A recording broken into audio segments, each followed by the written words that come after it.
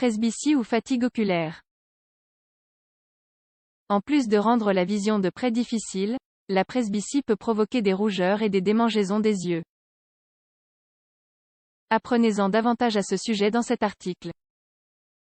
La presbytie est un défaut de vision communément appelé fatigue visuelle. Vous avez certainement remarqué que la plupart des personnes de plus de 50 ans commencent à tenir à distance des livres, des téléphones portables ou de tout autre objet parce qu'elles ne sont pas en mesure de bien le voir de près. Il s'agit d'un processus qui touche environ 85% des personnes âgées de plus de 45 ans. Le cristallin, qui est la lentille transparente de l'œil, perd de son élasticité et la vision de près devient nettement plus difficile. Malheureusement, la presbytie ne peut être évitée. Cependant, elle peut être traitée et améliorée. C'est pourquoi cet article explique tout ce que vous devez savoir sur la presbytie pour vous permettre d'en identifier plus facilement les symptômes. Qu'est-ce que la presbytie?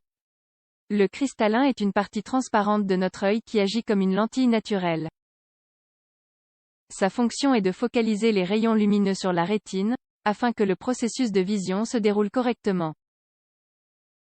Au fil des ans, le cristallin devient de plus en plus opaque et moins élastique.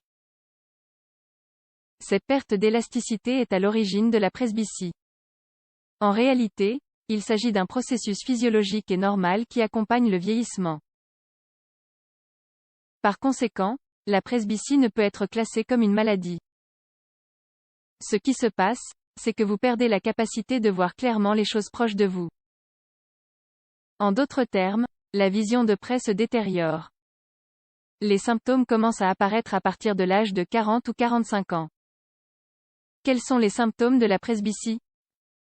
Le symptôme principal et le plus évident est qu'il devient difficile de faire la mise au point sur des objets à courte distance. Par exemple, il est très facile de le constater en lisant un livre ou en regardant quelque chose sur l'écran d'un téléphone portable. Les personnes atteintes de presbytie commencent à éloigner ces objets afin d'être en mesure de voir clairement. Un autre symptôme courant est un mal de tête, surtout lors de la lecture. De même, les yeux se fatiguent et se lassent. De nombreuses personnes ressentent des picotements, des yeux secs, des rougeurs et des larmoiements. En outre, les symptômes sont souvent pires la nuit et dans des situations où la lumière est plus faible ou plus sombre. En fait, à mesure que l'âge augmente, le défaut devient de plus en plus intense et les symptômes s'aggravent. Existe-t-il un moyen de prévenir ou de traiter la presbytie? Comme il s'agit d'un processus naturel, il ne peut être évité. Il existe certains moyens de retarder son apparition, bien qu'il n'ait pas été prouvé qu'il soit vraiment utile. L'idée est de maintenir une bonne hygiène visuelle. Pour ce faire, il est tout d'abord important de reposer vos yeux de temps en temps. Surtout lorsque vous travaillez constamment devant l'ordinateur. Il est conseillé de faire des pauses d'une demi-heure pour détendre vos yeux. Il est également conseillé de passer du temps à l'extérieur, à la lumière naturelle. En outre, lorsque vous vous promenez ou prenez un bain de soleil, vous devez protéger vos yeux avec des lunettes de soleil. Ce sont des mesures de base pour prendre soin de votre vue en général. Traitement.